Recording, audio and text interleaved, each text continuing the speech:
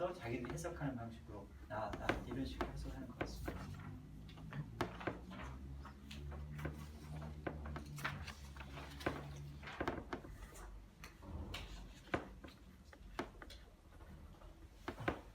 근데 여기 그 힉소스 왕조가 야곱이 내려갈 때 힉소스 왕조가 천탄한 거죠. 근데 그 중간에 보면 그 출애굽이랑 힉소스 왕조가 쫓겨나는 거를 같이 보는 거에 대한 얘기가 있잖아요. 그러니까 그 요셉을 알지 못하는 새 왕이 힉소스가 쫓겨난 다음에 다시 그 복귀했을 때 그거라는 얘기가 있기도 하지만 그냥 출애굽된 게 힉소스가 쫓겨나던 그 무리들이다라고 하는 얘기도 있잖아요. 그거는 무슨 얘기입니까? 그러니까 좀 읽어보긴 했는데 약간 그러니까 그렇다는 설이 있는 거예요. 설이 지금 정확한 건 아무것도 없어요. 여기에 정확한 거는 그 아무것도 대부분이 다 추정이에요. 그러니까 지금 크게 보면 원래 이집트에 있었고 중간에 힉소스가 15, 16, 17, 18 들어왔다가 다시 바뀌고 쭉 가다가 알렉산더 와서 프톨레마이오스 그때 이렇게 바뀌고 이렇게 크게 보나요? 시기로 따지면 그 유대인들이 그러니까 이주인들이 와서 통치했던 시기로 그러니까 중간기 그 다음부터는 다시 이집트의 토착 지배층 그러고 나서는 알렉산더에서 지배받는 시기 이렇게 됩니다. 그러고 나서부터 나오는 로마인지 맨 마지막에 지배를 받고 이 클레오파트라가 등장하던 시기는 바로 로마가 침략오던 그런 시기죠. 그러니까 아까 말씀하신 것처럼 이스라엘 민족에 대한 기록이 많이 남아있지 않았기 때문에 우리는 힉소스 왕조라고 추정을 하는 것뿐이지 학자들 사이에는 또 다양한 의견들이 있어서 그런 거죠. 이 책에서도 그 얘기를 했던 것 같아요. 지금 그 한국에 있는 그 성경에 이렇게 보면 출애굽 사건을 BC 1450년으로 추정하면서 이렇게 시기로 몇 년 일어났다고 쓰는 게 있긴 있어요. 그러면 사실은 힉소스 왕조가 통치하는 시기 내에 쫓겨난 사람들일 거다 이렇게 추정하기도 하고요. 어떤 사람들은 뭐 이 15대 왕조가 끝나고 난 이후에 벌어진 사건이다 이렇게 추정하기도 하고 계속 이 추정할 수밖에 없는데 가장 근접한 추정은 아마 그 18대 왕조쯤에서 이와 같은 사건이 일어난 것 같다라고 추정을 하는 거죠. 지금도 우리가 성경에 보면 BC 1450년에 출애굽 사건이 기록되어 있다고 추정하는 사람들은 이게 이 사건이 힉소스 왕조 제2기에 있었다라고 했습니다. 근데 그렇게 추정하는 근거가 성경의 연대가 정확하게 나와 있나요? 아니죠. 그건 없죠. 네. 성경에조차도 그 시대에는 그걸 연대가 추정하는 나와 거는 맨 있죠. 나중에 보면 이렇게 나오잖아요. 네. 이스라엘에 들어가 있던 시기가 얼마였고 그쵸. 그 다음에 400년, 나홈이 얼마였고 나이 얼마였지. 그래서 맨 끝에서 추정을 해보면 1450년, BC 1450년 그쵸, 네. 추정할 수 있는 거예요. 그러니까 굉장히 성경을 진리로 믿는다고 하면 그렇게 생각해 볼 수 있는 근거는 많이 있는 거죠. 그런데 이제 문제가 되는 건 성경에 나와 있는 연도나 숫자나 이런 게 상징적 의미가 가질 때가 훨씬 더 많다는 거죠. 그래서 그거를 지금 우리가 갖고 있는 물리적 숫자로 계산하기가 참 애매할 때가 있고, 그 다음에 실제로 조금 더 그 급진적으로 보는 사람들은 이집트 쪽에서 이런 기록을 거의 찾기가 어려워서 출애굽 자체의 역사성을 인정하지 않는 사람들도 있어요, 학자들 중에. 그러니까 여기서도 지금 이집트 쪽 기록의 얘기가 거의 없잖아요. 그러니까 성경에서 이집트 얘기는 있는데 지금 이들에도 아까처럼 몇 개는 있죠. 거기 아까 그 이스라엘 처음 왕이 이스라엘에 대한 언급이 나왔던 그 왕들도 이렇게 찾고. 근데 책의 저자는 사실 이집트에서 출애굽하는 사건을 이집트는 별로 신경 쓰지 않는 그런 사건으로 여기고 있었을 것이다라고 추정을 하더라고요. 그렇죠. 굳이 이제 뭐 그 시기마다 계속 이주라든 출애굽 형태의 여러 가지 탈출 사건들이 있었기 때문에 뭐 이스라엘이 특별하게 그 사건이 엄청 특별하진 않았다라고 추정을 하고 있다고 읽었습니다. 뭐 그리고 이제 어떤 사람들 출애굽을 인정하긴 하더라도 그 우리가 생각하는 것처럼 지금 민수기에 나오는 뭐 엄청나게 수거하고 되게 많잖아요, 숫자가. 근데 그렇게 숫자가 않았을 것이다라고 주장하는 사람들도 있어요. 예, 그래서 이제 성경에 있는 거를 그냥 문자 그대로 해석했을 때 입장하고 성경 바깥에 있는 자료로 그 사료적 고증에 근거해서 이걸 복원하려고 하는 사람들의 입장에서 볼 때는 기록을 찾기가 굉장히 이제 어려워서 이제 그다음에 이제 지금 여기 있는 사람들처럼 어떻게든 성경과 역사를 연결해 보려고 하는 사람들은 이집트에 나와 있거나 그 옆에 있는 그 기록들 중에 출애굽에 해당될 것 같은 그 내용들을 다 이제 뽑는 거죠. 그래서 아마 이게 이걸지도 모르겠다. 이걸 이렇게 이제 연결해 나가는데 거기도 명료하게 우리 성경적 얘기가 이렇게 그대로 반영돼서 나와 있는 부분들이 없기 때문에 그게 그렇다라고 말하기는 그렇고 만약에 그 출애굽 사건을 우리가 믿는 것처럼 사실로 전제했을 경우에는 이집트에 나와 있는 그다음에 일반 고대 사가들이 말하는 사건들 중에 여기에 해당될 가능성이 있다라고 하는 정도만 얘기하는 거죠. 지금 여기 나와 있는 얘기들이.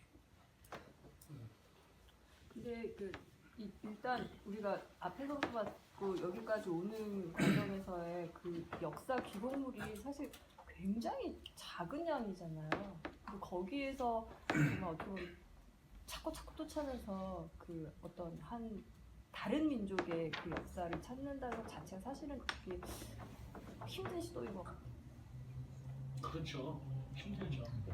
생각해보세요. 이거 우리나라 얘기를 갖고 와보세요. 우리나라에 지금 3,500년 전 어떤 역사가 남아 있습니까? 고조선 우리 삼국유사, 삼국사기가 전부 다 고려 후반에 쓰여졌잖아요. 12세기, 13세기 돼야 쓰잖아요. 그러니까 기껏해 지금부터 몇 년에 1000년도 안 되죠? 1000년 좀 더 되나? 아니야. 12세기가 지금 700년, 800년밖에 안 되는 기술이잖아요. 그러니까 거기에 비하면 사실은 그런 면에서 이제 역사성의 문제를 넘어선다면 도대체 그 모세 오경이 같은 이런 책들이 어마어마하게 오래전에 쓰였잖아요. 그런데 이렇게 디테일한 이야기들이 스토리가 완성된 상태에서 지금까지 이게 왔다는 거 이거 자체가 세계에서는 유례가 없는 게 3,500년 전에 나와 있는 문헌들 중에 지금까지 대중들이 읽는 책이 있나 보세요. 없어요. 없어요. 그런데 우리가 읽는 불교 경전이라고 하는 것도 오래됐지만 2,500년이 기껏해 2,500년 전이에요. 근데 이거는 3,000년 구약 토라 같은 경우는 3,000년 이상 됐다고 보여지니까 그때 쓰여진 책이 지금까지 계속 보존이 이게 이스라엘 민족이 보존된 것도 놀랍지만 그 책이 지금까지 이렇게 많은 사람들에 의해서 읽혀지고 있는 것 자체도 정말 뭐라고 설명하기 참 어려운 거죠. 그때 같이 공존했던 종교 가운데 지금까지 남아있는 종교는 없습니다. 그게 더 놀라운 일이죠. 그때 이 사람들을 무시했던 그 큰 템플에 모셨던 신들이 아시리아든 바벨론이든 아니면은 아테네든 로마든 옆에 있었던 어떤 동양 종교 나오지도 않았고 아직. 이건 정말 놀라운 일이죠. 다음 거. 네. 사장은 이제 가나안 정착기에 관련된 내용입니다. 첫 시작이 이스라엘 민족이 단일 민족이 아니었다는 것부터 시작을 하거든요. 그래서 어쨌든 잘 모르겠지만 이집트 왕, 이집트 파라오 메르네타와 관련된 기록이 나오는데 거기에 보면 팔레스타인 지방 안에 이스라엘 족속이 있었다라는 기록이 나옵니다. 별로 이렇게 사이가 안 좋았던 것 같아요. 이스라엘 족속이. 그러면 요 팔레스타인에 있었던 이스라엘 족속이 어떤 과정을 통해 가지고서 하나의 족속이 된 것 같은데 우리가 사실은 성경을 따져본다면 이스라엘 족속이 어떻게 만들어졌는지는 세계사적 기록은 없고 성경밖에 없는 거죠. 찾아본다면 그것이 단일 민족이 아니라 아주 일족의 어떤 핵심 그룹은 있었던 것 같습니다. 핵심 그룹은 있었지만 아주 다양한 사람들이 참여했던 게 분명한 것 같습니다. 출애굽기 10장에 보면 잡족이 이제 등장하고요. 그 다음에 광야를 떠돌아다닐 때 거기에 참여했던 족속들이 나옵니다. 그래서 이거는 이드로와 그 다음에 이드로의 아들들이 참여하는 모습이고요. 그 다음에 가나안을 정복하는 그 시기에도 이스라엘에 이제 합류한 사람들이 등장합니다. 그래서 저자는 여호수아 2장에 등장하는 기생 라합의 얘기를 얘기하면서 단순히 기생 라합만 온 것이 아니라 기생 라합의 가문 자체가 이스라엘 족속으로 이렇게 표현되는 그런 모습이 있습니다. 그리고 가나안 정복 과정이 있는 중에서도 이스라엘 민족으로 이제 합쳐지는 그런 모습이 있는 것 같습니다. 그리고 이거는 그냥 제가 덧붙인 건데 이렇게 다양한 사람들이 어떻게 하나의 족속이 됐을까? 전쟁으로 그렇게 된 게 아닌가? 기본적으로 전쟁이라는 건 많이 겪으면 그와 같은 일이 좀 쉽게 일어나는 걸 볼 수 있을 것 같습니다. 정리하자면 이스라엘 민족이 형성되던 시기가 있는데 이스라엘 하나의 민족으로 형성되던 시기가 있었는데 그때는 하나님과 만난 독특한 경험을 가진 사람들이 있었고 그들이 그 경험에 기반해 가지고서 독특한 세계관을 분명히 가지게 됐고 생활 방식도 가졌고 종교를 가졌고 종교관도 가지게 됐던 거죠. 그리고 밖에서 이스라엘 족속에 참여하는 사람들이 그 핵심 그룹이 가지고 있었던 하나님과의 그 경험, 생활 방식, 종교관을 받아들이면서 하나의 공동체가 만들어졌다고 충분히 추정할 수 있는 것 같습니다. 그게 이제 이 가나안에 들어가기 전까지를 그렇게 짧게 정리했던 것 같고요. 가나안에 들어가고 난 이후의 핵심 부분은 이제 하나님과 우상 사이에서 왔다 갔다 하는 이스라엘 족속인 것 같습니다. 그래서 이스라엘 족속이 이 가나안을 차지한 후에는 가나안 족속들이 그전에 섬기고 있었던 아주 풍요의 신, 그 다음에 온화한 기후의 신 이쪽과 이제 관심이 갈 수밖에 없는 그런 상황이죠. 그래서 이스라엘 족속이 그 출애굽기에 기적을 보이는 하나님을 경험하긴 했지만 이들이 경험한 하나님은 풍요의 하나님은 아니었고 그 다음에 온화한 하나님이 아니었으니까 그 옆에 그 가나안 족속들이 섬기는 풍요의 신과 온화한 기후의 신에 이제 관심을 많이 가지게 된 거죠. 그러다 보니까 사람들의 선택이 하나님과 우상을 함께 섬기려고 하는 혼합주의라고 표현되고 있는데 그런 모습이 나오거나 아니면 아예 하나님을 버리고 우상으로 떠나가는 그런 모습이 나오게 됩니다. 그래서 이 저자가 이제 대표적으로 혼합주의의 대표적 인물로 삼은 사람이 아직 이 사울이로 지적하고 있는데 그 사울이 첫 아들은 요나단, 둘째 아들은 이스바이라고 이름을 지었는데 요나단은 야훼의 선물, 그 다음에 이스바알은 바알의 아들. 그래서 아들 둘한테 하나는 하나님의 선물, 그 다음에 하나는 이 바알 이방신의 아들이라는 그 이름을 줬다고 합니다. 자, 그러다 보니까 그 사사 시대에서부터 우리가 지금 그 남왕국 유다까지 역사 그리고 거기까지 전 과정을 바라보면 이게 거의 사이클처럼 이루어지는 것 같습니다. 그래서 첫 번째 시작 지점이 우상으로 그러니까 우상을 섬기려고 이스라엘이 떠나는 모습, 이스라엘 배신 이 첫 번째 모습이면 두 번째는 하나님이 눈을 감고 계시거나 아주 심한 경우는 징벌까지 내리시는 것 같아요.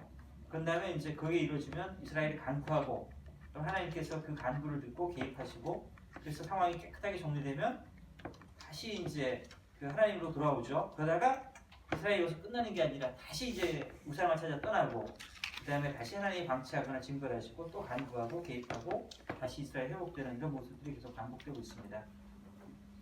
그 성경에서 가나안 문화의 흔적들이 이제 있긴 있다 그래요. 그래가지고서 애통의식이 다른 게 아니라 그 가나안에서는 죽은 사람도 신한테 달라고 이렇게 이 비는 그런 의식들이 있는데 성경에도 그런 모습들이 있다 그랬고 그에 대한 어떤 아주 강력한 저주 그런 모습이 있다고 합니다.